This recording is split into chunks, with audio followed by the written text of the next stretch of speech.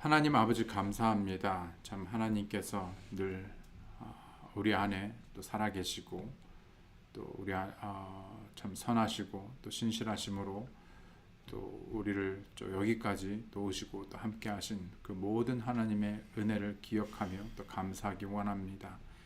참 그럼에도 불구하고 참 우리의 시선이 주께 고정되어지고 주를 바라보며 또 주께 소망을 두고 또 주께서 명하신 대로 또 믿음으로 순종하는 가운데 참 매일매일 하나님과 동행하고 또 기쁨이 되는 삶이 되기 원합니다.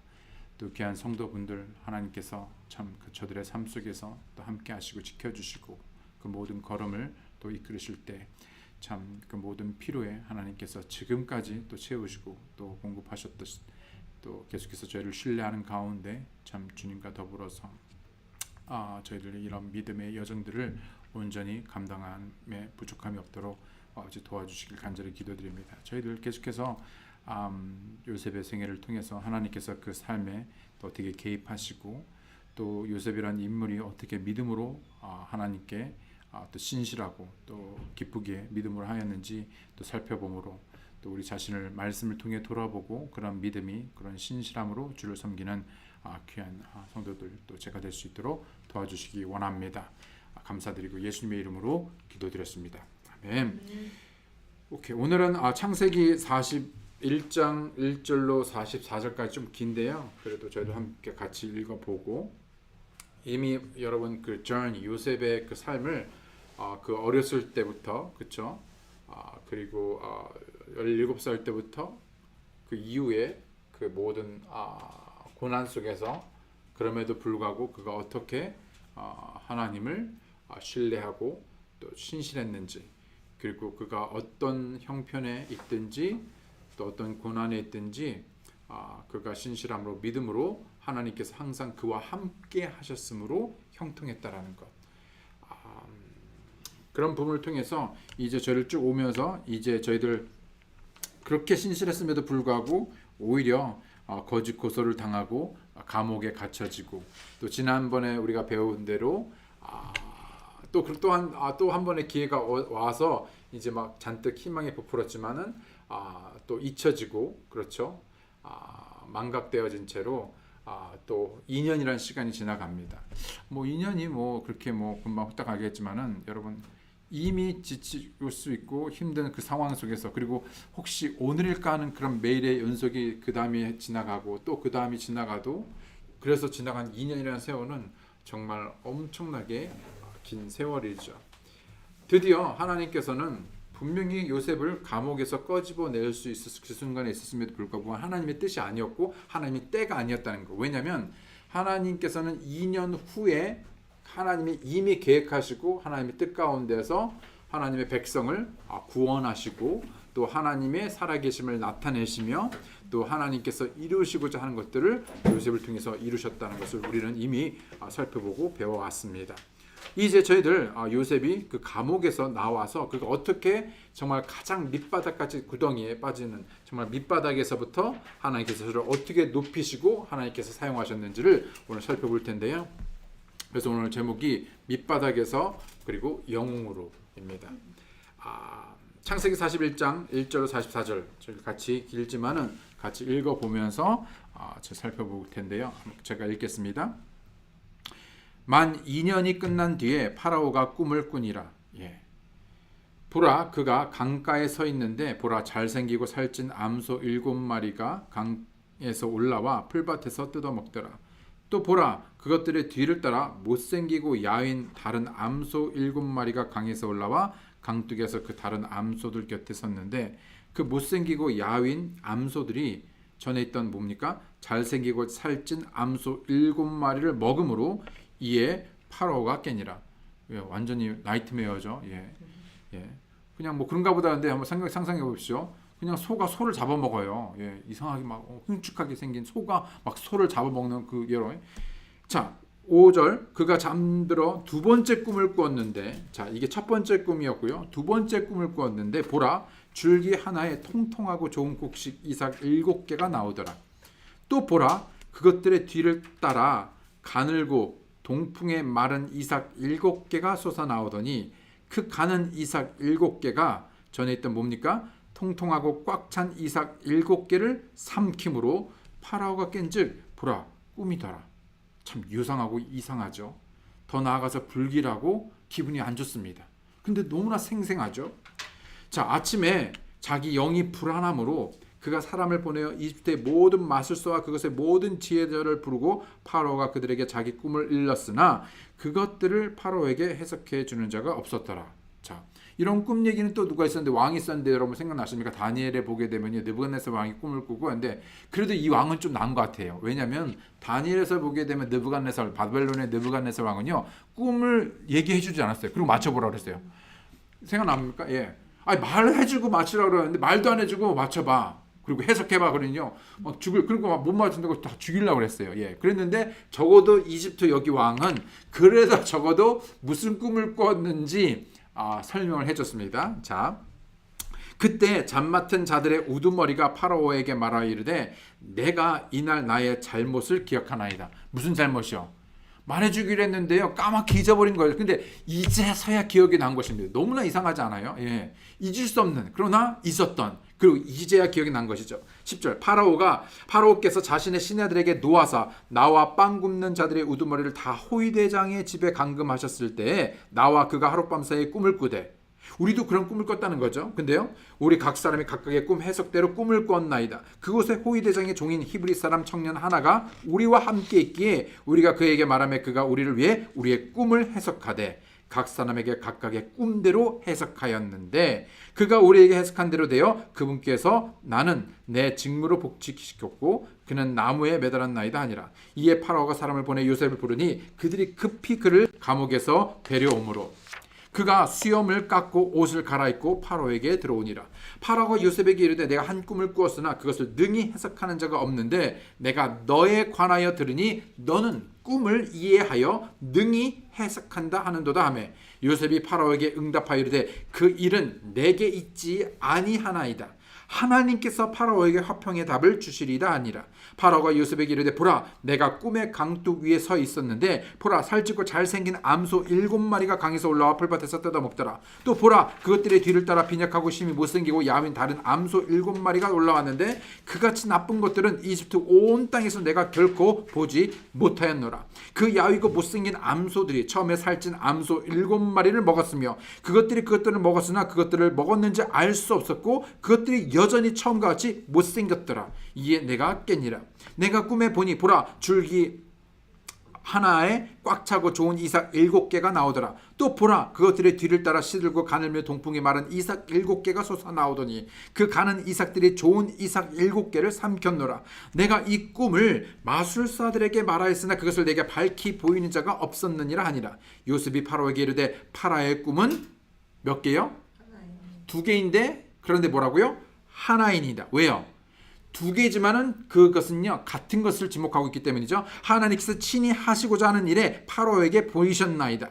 좋은 암소 7마리는 7배요. 또 좋은 이삭 7개도 7배니 이 꿈은 하나이다.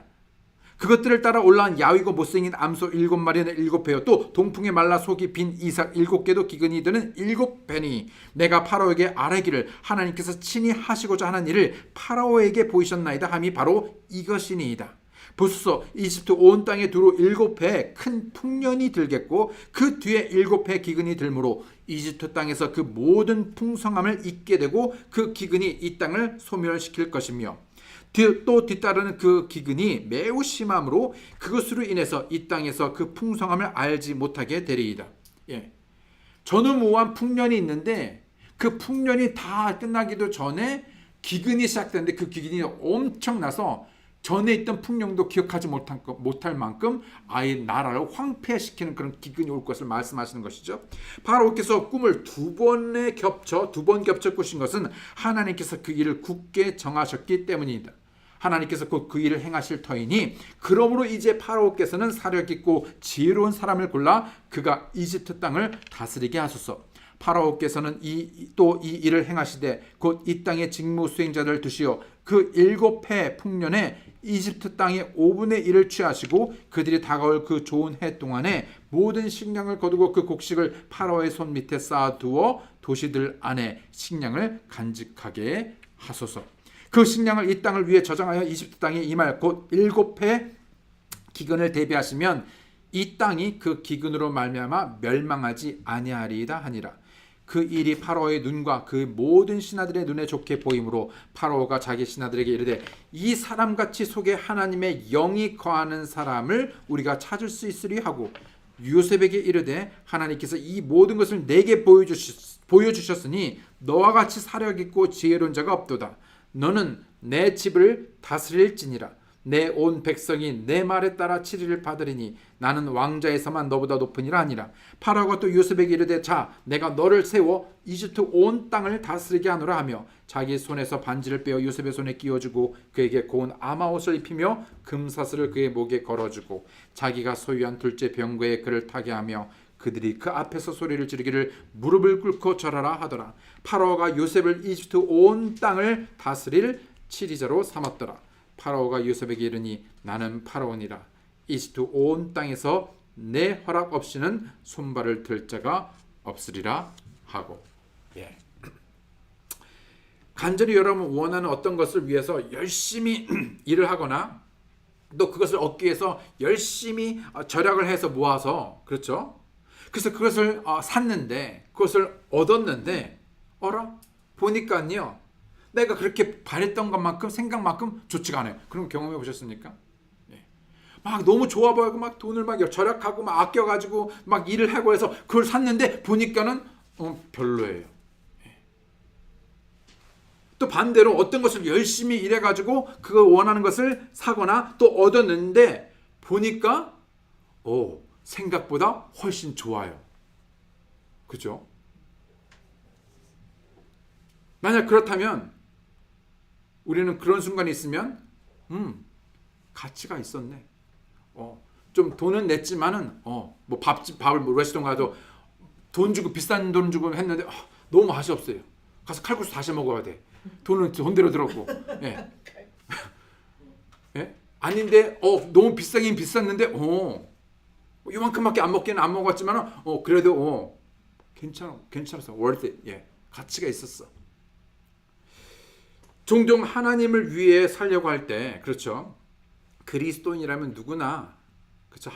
그 이상 하나님을 위해서 살려고 하는 그런 결심 다짐들이 있었을 때 과연 그런다고 가치가 있을까? 내가 하나님을 위해 산다고 했었을 때 그래서 어떤 것들은 희생하고 그렇죠.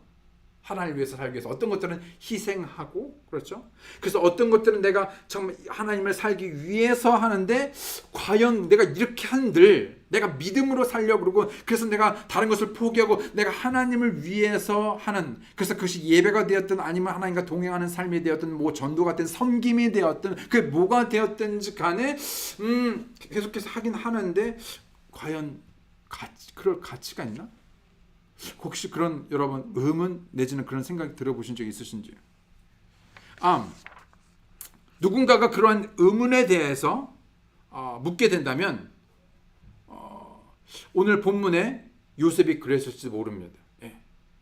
한다고 하는데 열심히 하나님을 위해서 살고 믿음으로 살려고 하는데 혹시 그런 건 아니지만은 인간적으로 생각했을 때 좀 내가 이렇게까지 해야 되나? 왜냐면 돌아오는 결과가 열매가 계속해서 없다 보니까 그런 생각을 할 수도 있었지 않겠습니까? 했다는 게 아니라 그럴 가치가 있나? 하나님을 위해서 살 가치가 있나? 나름 때문에 그래서 뭡니까? 나름 이 정도에서 대충 타협하고 나름 그 안에서 하지 굳이 너무 그렇게 막까지 할 필요가 있는가? 가족으로부터 구박을 당하고 버림을 받으며 차라리 그냥 지난주에부터 이런 대로 저런 그냥 뭐 형들이 그래도 나만 잘하면 됐지 그렇게까지 내가 뭐 괜히 그렇게 해가지고 그냥 형들한테 미움이나 받고 저들한테 돌아온 보상도 없고 예? 내가 열심히 주님을 따라 노예를 팔려서 섬긴다고 섬겼는데 오히려 뭡니까? 거짓 고소를 당하고 차라리 그때 그냥 눈 한번 딱 감고 차라리 그냥 잘 하면 오히려 더 좋지 않았을까? 오히려 신실함으로 그냥 거짓 고소를 당하고 짓지도 않는 죄 누명을 쓰고 감옥에 갇히게 되죠. 감옥에 갇혔어도 그는 여전히 친절을 베푸고 신실했습니다. 하나님을 두려움으로 했지요. 믿음으로 살았습니다. 정말 열심히 성실히 일했죠. 근데 그 결과는 뭡니까? 잊혀지게 되었습니다.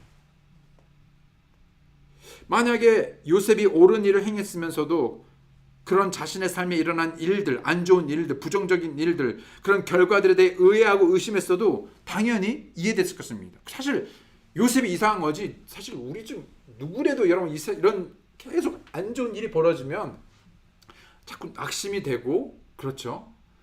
그 낙심 끝에 포기하게 되고, 또 그런 하나님의 선하심에 대해서 의심하게 되는 그런 일들이 얼마든지 우리들 안에 일어날 수 있다라는 것이죠. 그렇죠? 예.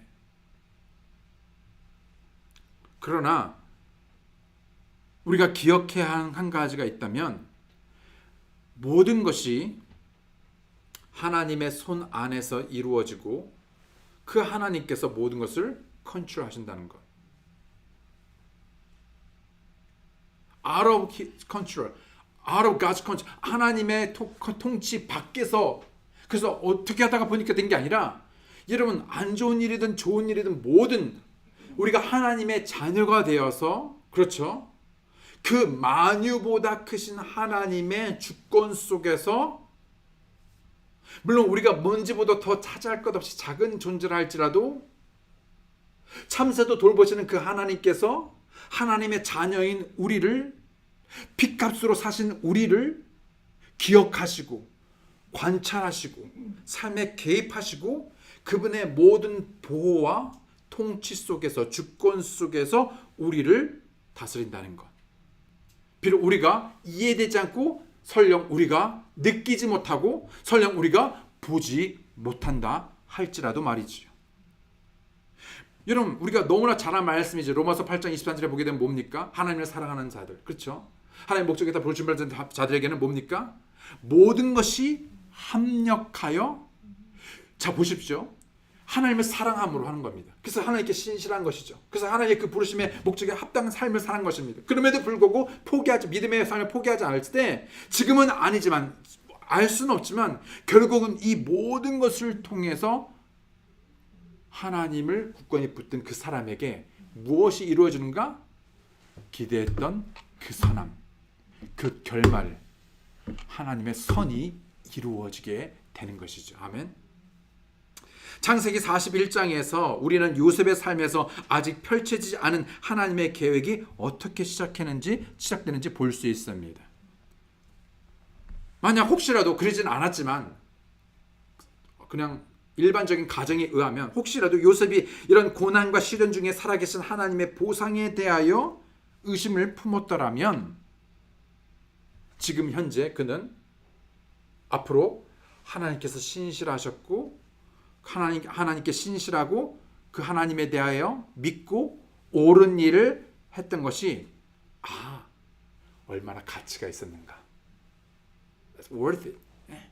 그래서 깨닫게 되었을 것입니다. 첫 번째, 우리는 세 가지 중에 오늘 첫 번째만 볼 것인데요. 바로 드디어 감옥에서 요셉의 석방입니다.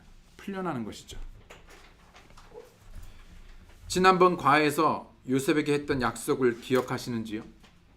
파로 왕의 술잔 맡은 관원이 자신의 꿈에 대한 요셉의 해석대로 어떻게 기가 막히게 그 꿈의 해석대로 복직이 되었는데요. 그래서 요셉이 당부하죠. 부탁을 합니다. 호의를 구하죠. 어떻게 해요? 복직이 되면 자신을 잊지 말고, 그렇죠? 왕에게 한 말씀 잘 해주십시오. 그래서 알겠다라고. 그래서 그런 약속이 있었습니다. 의심의 여지 없이 요셉은 매일 아침 일어날 때마다, 그렇죠? 바로 오늘이 그날인가 싶어 기다렸을 것입니다. 그러나 요셉은 아무 소식도 듣지 못했습니다. 그럼 다음 날인가? 바쁜가 보다. 그 다음 날인가? 뭐지? 지금 정신이 없게 복직이 되고 아직 뭐 왕을 못 만나고 그러니까 조금 시간이 걸리나 보다. 일주일이 지나갑니다. 한 달이 예. 그래서 어떻게 해요? 무려 2년이 지나갑니다. 그렇게 2년이 지나가고 파라오 왕이 이상한 꿈을 꾸게 됩니다.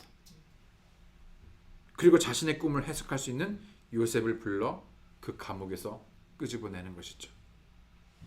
14절에 이에 파라오가 사람을 보내 요셉을 부르니 그들이 급히 그를 감옥에서 데려오므로 억울한 2년의 옥살이 끝에 드디어 감옥에서 나오게 되었습니다. 그리고 파라오 앞에 서게 될 때 그의 행동을 보자면 우리에게 아주 좋은 본을 보여주고 있죠. 우리의 삶에서도 잘못된 일을 당할 때 나타내 보여야 할 우리의 행동의 본을 요셉을 통해서 보고자 할 때 첫 번째, 이런 상황 속에서 요셉은 옹졸해 줄 수 있었지만 그러지 않았다는 것입니다. 무슨 옹졸해 줄 수, 왜냐하면 상황이 이런 상황에서 어떻게 나한테 어떻게 그럴 수가 있지? 텍사스 달라스에 어느 교회가 하나 있었는데요. 그 교회가 서로 쓴뿌리로 인해서 양쪽으로 쫙 갈라지게 됩니다. 양쪽으로 갈라지면서 어떻게 됩니까? 이 소유권을 놓고, 교회의 소유권을 놓고 어디까지? 법정 소송까지 갑니다. 결국 이 소송은요, 한 번에서 멈추지 않고 이 소송이 어디로 갔냐면요, 대법원까지 갔습니다. 한 기자가 도대체 무슨 사건인데 이 조그만 교회가 대법원까지 갔는가 하도 궁금해서 이 사건을 취재하게 되었죠. 어떻게 교회가 둘로 나누어 이토록 치열하게 싸우게 되었는지 원인을 추적하던 끝에 발견하게 되었는데요. 이유인 즉슨 교회에서 펠로우십, 저녁 식사 교제가 있었습니다. 이때 한 나이 많은 성도가 자신의 앞에 앉은 성도의 식사의 양보다 적게 받은 겁니다. 스테이크가 트라이팁 여기 5개 올라갔는데 자기는 3개밖에 안 온 것이죠. 예를 들자면 시험 들만 하죠? 옆에 사람 보는데 아주 두꺼운 슬라이스로 트라이팁이 줬는데 나는 아주 얇은 거로 이렇게 준다.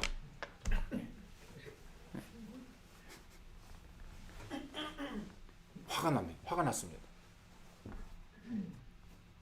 그래서 이것이 싸움의 시발점이 된 거예요. 이 말도 안 되는 이러한 일들이 사실은 교회에서 많은 형태로 일어나고 있다는 것이죠.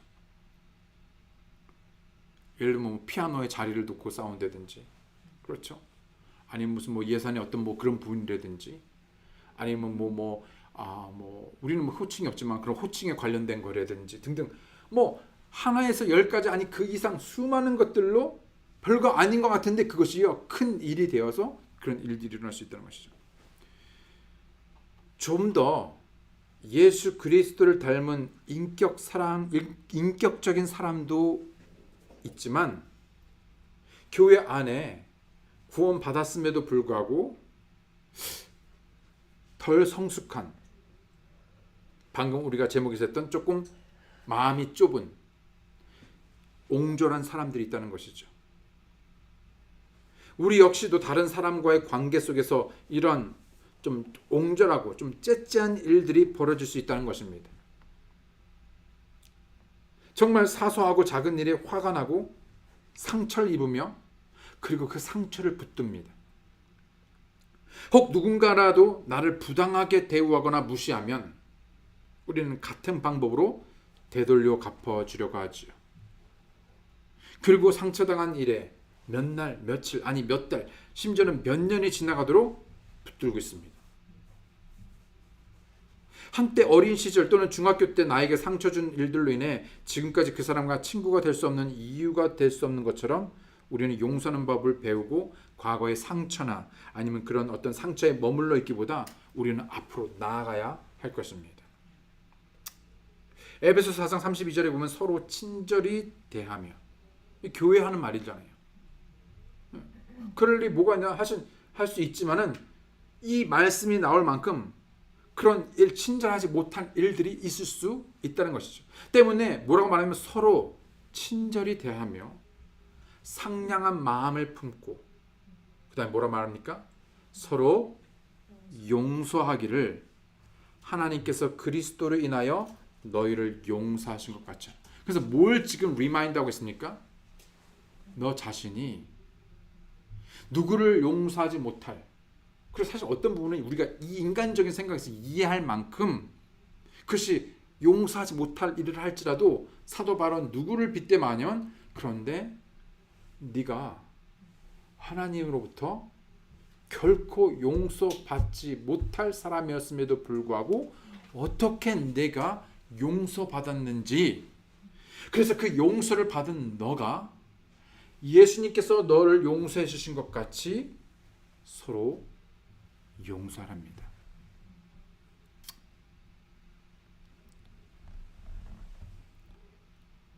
한번 곰곰이 생각해 보면 우리 삶에 그런 일들이 많이 있습니다. 근데 저 같은 경우도 설령 그런 일이 있다 할 때 또 그런 일들이 있었었고,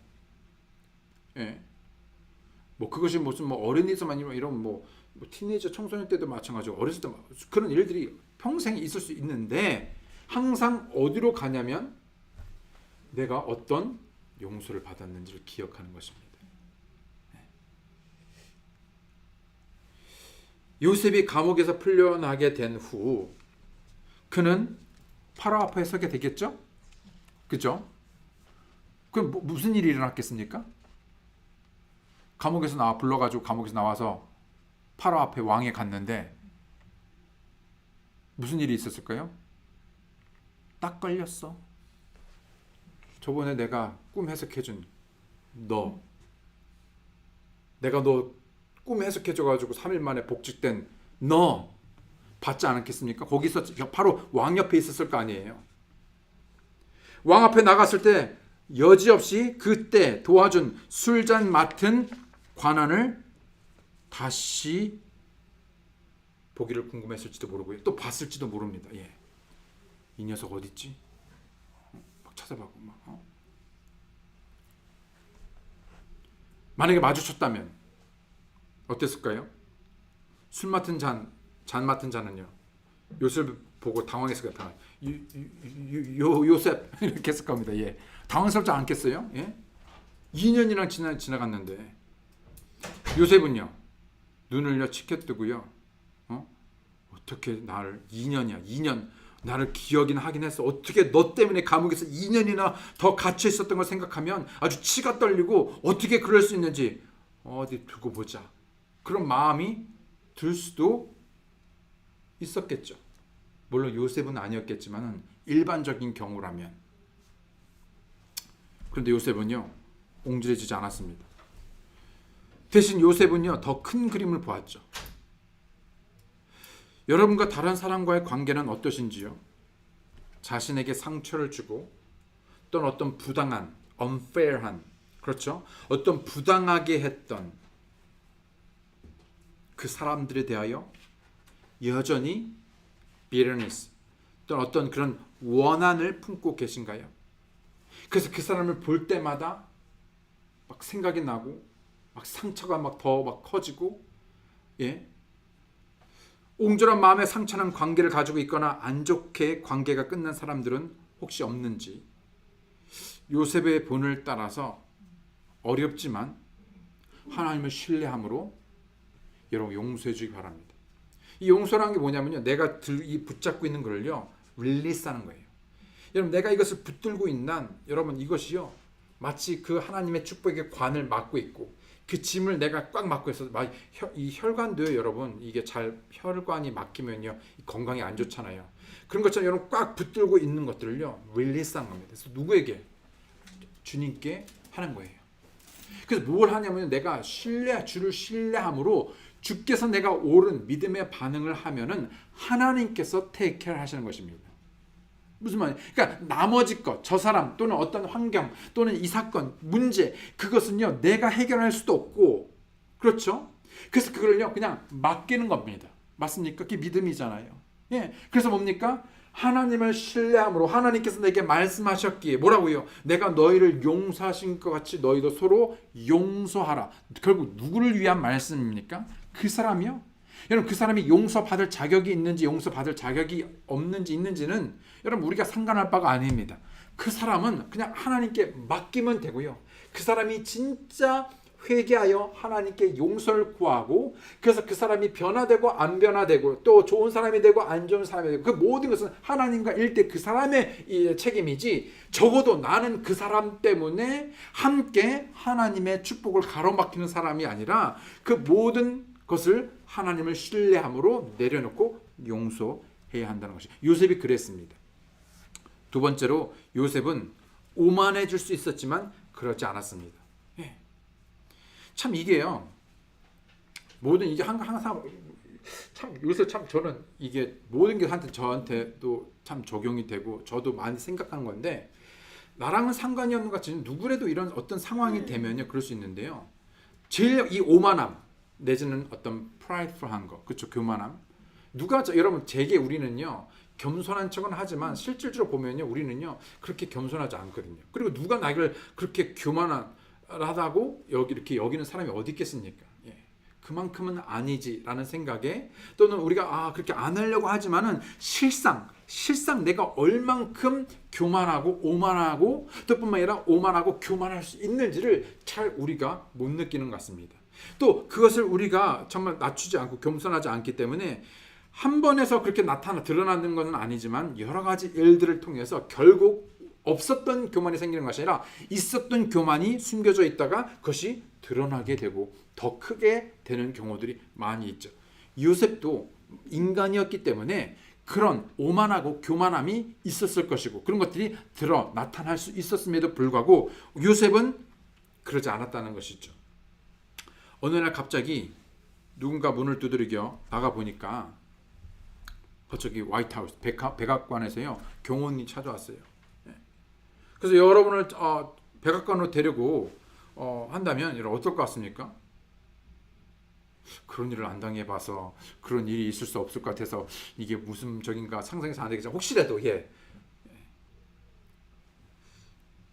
그러면서 하는 말이요. 이 국가 비밀기한 상황으로 대통령께서 도움이 필요하니까 즉각 데려오라고 말했다는 것이죠. 혹시 옆집에 잘못된 건 아닌지 근데 어쨌든 대통령이 내가 필요해서 오라고 이런 말도 안 되는 일이 지금 요셉에게 일어난 것입니다. 이런 말도 안 되는 일이 요셉은요 노예였어요. 자국민도 아니었고요. 그럴 기회나 그럴 위치도 아니었었고요. 누가 안다고요? 이 이집트 사람에서 이집트 전체 나라에서 요셉이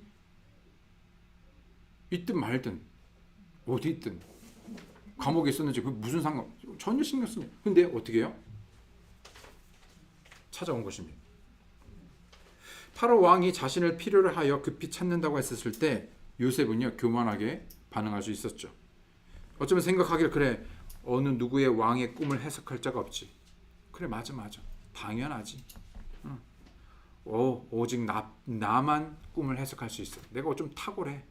옛날에 나 한번 했는데 나 잊어버려서 그렇지 어디 그냥 한번 본때를 보여줘야지.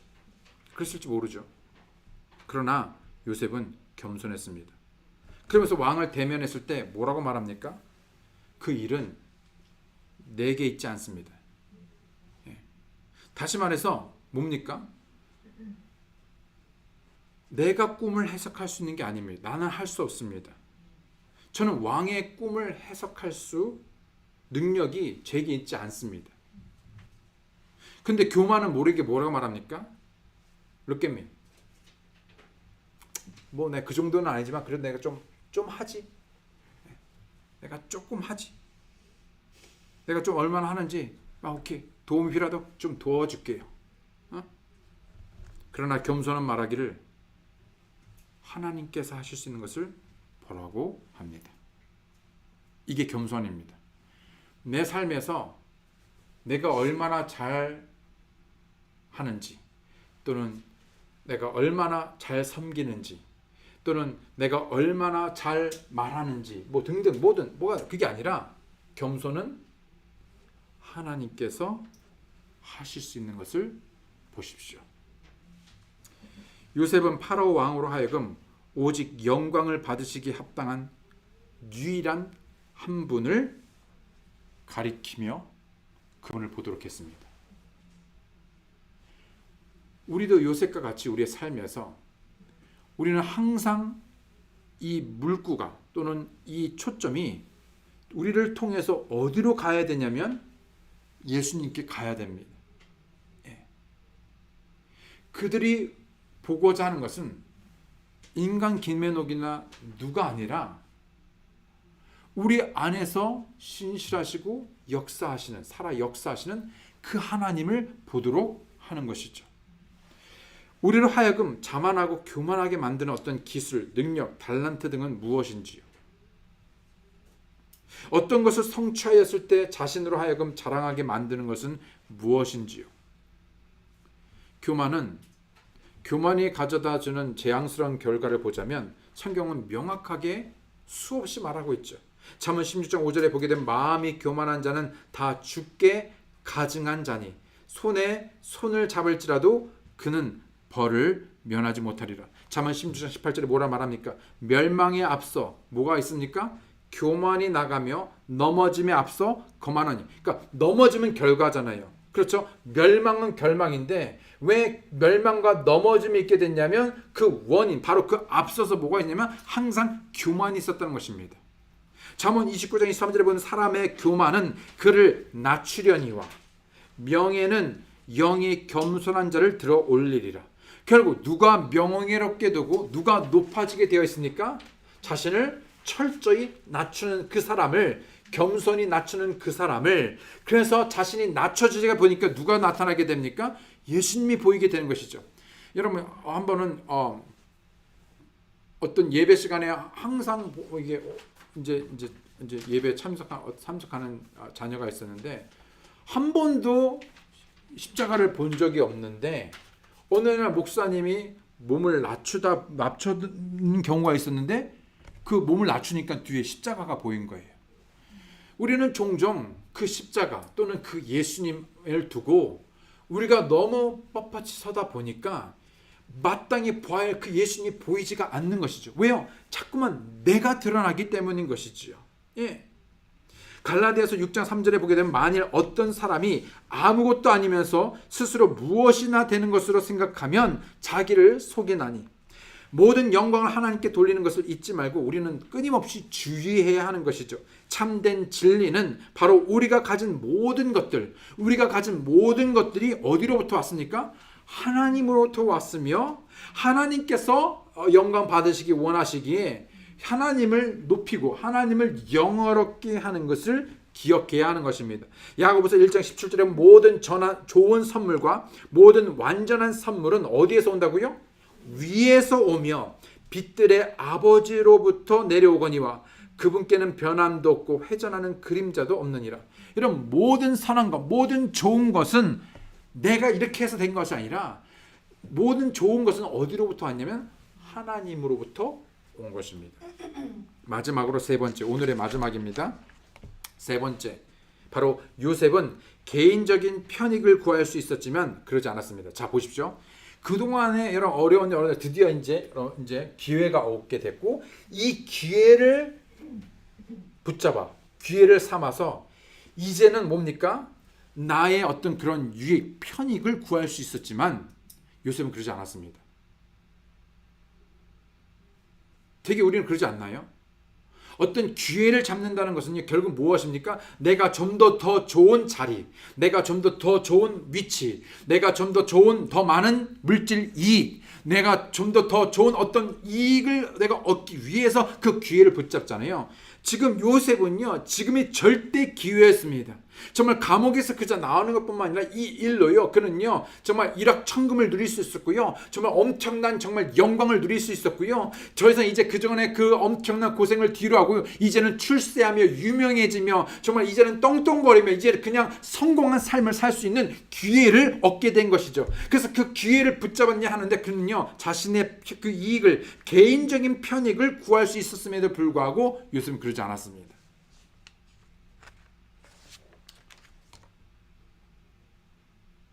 요셉이 파라오 왕에게 불려갔을 때 주목하시기 바랍니다. 요셉은 즉시 나아갔죠. 우리들 중 많은 사람들이 이와 같은 상황에 거래를 하려고 합니다. 그러죠? 그래요? 파라오 왕이 나를 필요로 한다고?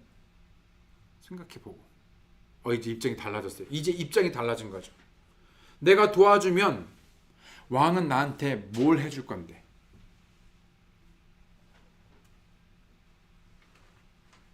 참으로 슬픈 것 중에 하나는 하나님을 섬기거나 예배하거나, 그래서 하나님을 섬기고 또는 우리가 옳다고 여기는 것, 그래서 말씀대로 순종하고 옳다고 여기는 것을 행하는 그 주된 메인, 그 주된 동기가 혹 내가 이렇게 하면은 나에게 어떤 유익을 가져다 줄지 아닐지를 보고 따지는 것입니다. 내가 이렇게 믿으면, 내가 예배하면, 내가 드리면, 그렇죠? 전도하면 하나님 나한테 뭐 해주실 건데요? 거래를 하려고 합니다. 그게 우리도 모르게 우리 본능에서 자꾸 하나님과 거래를 하려고 합니다. 여러분, 감히 우리가 하나님과 거래할 수 있는 위치에 있습니까? 여러분, 거래라는 건요, 서로가 A와 B가, 여러분 기업도 마찬가지고요. 거래라는 건 뭡니까? 동등한 위치에서 서로의 이익을 추구하고, 그래서 그 안에서 합의점을 찾고, 그래서 딜을 하는 겁니다. 비즈니스에도 그거잖아요. 그렇죠? 근데 아무것도 없어요. 근데 린다 자매 저건데요, 딜을 해요. 비즈니스를 어떻게 되면 나한테 커미션을 얼마를 주고, 이 말이 안 되는 거잖아요. 그죠? 근데 우리는요, 하나님을 향하여 무조건적으로 하나님께서 우리에게 베푸셨음에도 불구하고, 그래서 우리가 어느 정도 누리고 어느 정도 위치에 있고 우리가 풍성한데요, 마치 우리가요 어느 정도 좀 위치가 된다 해서 이제는요 하나님과 맘먹고 더 나아가서 하나님과 자꾸 거래하는 것이죠. 나 구원해 준 건 그건 그거고, 근데 그래서 예배하면 하나님 나한테 뭐 해주실 건데? 하나님 내가 이만큼 드리면 하나님 나한테 뭐 해줄 건데요? 오케이 내가 11조 드릴게. 그래요? 그럼 얼마큼 더 해주실 건데요? 나한테 얼마나 더 많은 기회를 주실 건데요? 그래서요, 딜 하면 하고 뭔가 이게 응답이 없고 뭔가 제대로 내가 원했대로 안 돼요. 그러면요 언제든지 이 딜이 깨집니다. 즉 뭐냐면요, 안 해, 안 믿어, 예배 안 해. 그래 하나님의 일에 대해서 인색합니다. 시험에 듭니다. 따집니다. 심지어는 더 나아가서 갈아치워버립니다.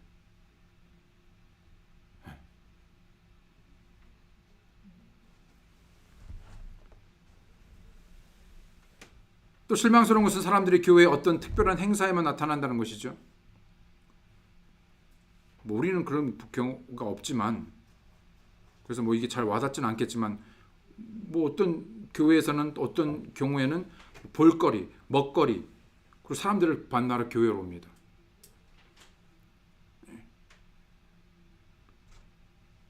그리고 내가 교회 나가면 뭐 해줄 건데? 종종 이제 전도에 다니다 보면은요, 많은 경우는 어쩌면 어떤 분은 그러니까 이렇게 대놓고 말은 하지 않지만 뭔가 뉘앙스가, 태도가, 그래서 내가 그 교회 가주면은 뭐 해줄 건데, 뭐 나한테 무슨 유익이 있는데, 아니 유익 있나? 예. 또 그 교회 가면은 나 어떻게 기분 좋게 해줄 건데,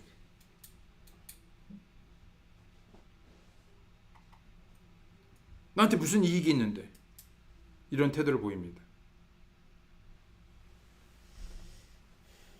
우리는 나를 위해서 뭐가 있는데? 라는 식의 태도를 바꿀 필요가 있습니다. 여러분, 나한테 이익이 있어야지만 여러분 주를 섬기시겠습니까? 믿겠습니까?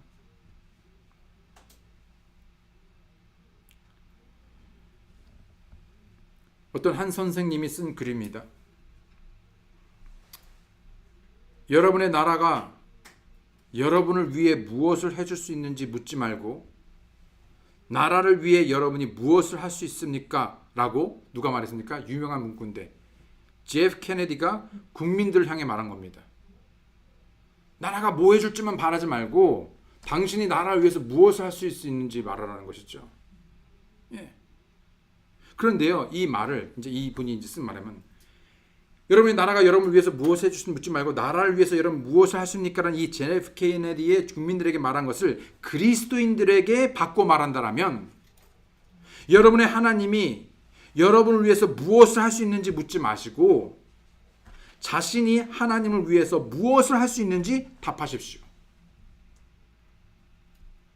나를 위한 것이 무엇이냐고 모든 것을 내려놓고 버리고 주님을 섬기고 주님을 찬양하십시오. 그러면 하나님께서 우리가 생각하고 구하는 것 그 이상으로 그리하셨듯이 풍성하게 우리의 마음의 소원을 이루어 주실 것입니다. 우리가 그분께 순종하고자 하고 그분의 뜻을 행하고 주님을 따르고 주님과 다른 이들을 섬기면 주님의 사람들을 섬기면 그리고 영혼을 구령하고 주께로 인도하면 우리를 위한 모든 것이 그 안에 있습니다. 이미 우리가 원하는 것은 그 안에 있습니다. 너무나 공감할 수 있는 말이죠. 요셉은 자신을 위해 그 어떤 대가와 어떤 이익, 편익을 볼 때까지 파라오의 왕을 도울지 말지를 미루고 있지 않았습니다. 요셉은 말하기를 나는 무엇이든 상관없습니다. 그저 내가 아는 옳은 것을 행할 것입니다. 누군가가 여러분에게 교회 또는 성도들을 섬기는 일에 부탁을 받았다면 어떤 태도로 반응하시겠습니까? 또 부모님이나 다른 누군가 여러분에게 별로 탐탁치 않은 일을 시키려 했을 때 어떤 태도로 반응하시겠습니까? 다른 이로부터 뭔가 확실히 인정을 받고 칭찬을 받거나 또는 그거에 대한 그 일에 대한 보상이 보장될 때에만 움직이고 옳은 선택을 하시겠습니까? 아니면 그냥 하나님을 사랑함으로 그리고 하나님을 신뢰함으로 하시겠습니까? 하나님께서는 우리로 말씀하시기를 다른 사람을 섬길 때 죽게 하듯 기꺼이 하라고 말씀하고 있죠. 에베소서 6장 5절로 8절에 보면 종들아 육체에 따라 너희의 주인된 자들에게 두려워하고 떨며 뭐라고요? 단일한 마음으로 순종하기를 그리스도께 하듯 하라. 사람들을 기쁘게 하는 자들같이 눈으로 섬기지 말고 그리스도의 종들로서 마음으로부터 하나님의 뜻을 행하여 선한 뜻으로 섬기기를 죽게 하듯 하고 사람들에게 하듯 하지 말라. 어떤 사람이 무슨 선한 일을 행하든지 그가 매인 자든지 자유로운 자든지 주에게서 바로 그것을 받을 줄을 너희가 아느니라. 여러분, 오늘 여기까지 할 건데요. 우리의 가장 큰 보상은 무엇입니까? 뭐라고 말하려고 그랬어요? 예, 많은 것들이 있죠. 예. 뭐 건강일 수도 있고 물질일 수도 있고 뭐 등등 수많은 것들이 있습니다. 그런데 여러분 우리의 가장 큰 보상이 무엇입니까? 여러분 아브라함의 하나님께서요 여러분 축복에 완전히 통달하면서 엄청난 축복을 보여주실 때 가장 아브라함의 지극히 큰 보상은 무엇이었습니까? 하나님이었죠. 예수 그리스도였습니다. 여러분 우리의 가장 큰 보상은요 사실은요 예수 그리스도이십니다. 그리고 이미 우리는 그것을 받았습니다. 우리 안에 있습니다. 그런데 더 우리는요 그 예수 그리스도로 만족하지 않고 더 다른 것을 구하죠. 이미 그리스도 안에 예수님 안에 모든 것이 다 있습니다. 한번 잘 생각해 보시기 바랍니다. 우리가 이미 아는 거지만 다시 한번 우리가 곰곰이 생각해 봅시다. 우리의 인생들이 믿는 사람이든 믿지 않는 사람들이든 이 모든 세상의 사람들이 추구하고 바라고 원하는 진짜 행복, 진짜 기쁨, 진짜 평안, 심지어 건강, 심지어 맞아요. 물질도요. 자식도요. 여러분 어떤 기회도요. 그 모든 것이 어디 안에 있냐? 예수님 안에 있고 그분이 주인이고 그분이 허락하시면 그분이 원하시면요. 그것이 아닌 그 무엇이라도 그래서 그 생명이 우리 안에 있고 그 생명 풍성 우리가 그 생명 안에서 풍성한 삶을 그분의 부유하심에 따라 우리가 생각한 그 이상을 넘쳐나도록 우리에게 부어주시고 채워주시고 또 그렇게 해오셨고 예. 근데 우리의 시선은요 자꾸 다른 것을 바라봅니다. 예. 오직 주님만 만족하시고 오직 그분을 기뻐하시고 그분을 바라보시며 그분의 공급하시는 지혜와 힘대로 그리고 모든 필요에 따라 믿음으로 살아가시는 여러분과 제가 되기 원합니다. 그분이 우리의 유일한 보상이므로 그분이 말씀하심으로 그럼에도 불구하고 우리가 그분께 우리의 생각을 낮추고 보복하고 따르면 결국 하나님께서 우리를 축복하시고 그 말씀의 순종에 대한 결실, 열매를 맺게 하실 것입니다. 요셉을 통해 그래 하셨듯 하나님께서는 이러한 요셉을 통하여 우리에게 말씀하실 때 그와 같은 삶을 우리가 누리기 원하시기에 하나님께 여러분의 자신을 드리시고 믿음으로 승리하시는 놀라운 한 주가 되기 원합니다. 기도하시겠습니다. 하나님 아버지 감사합니다.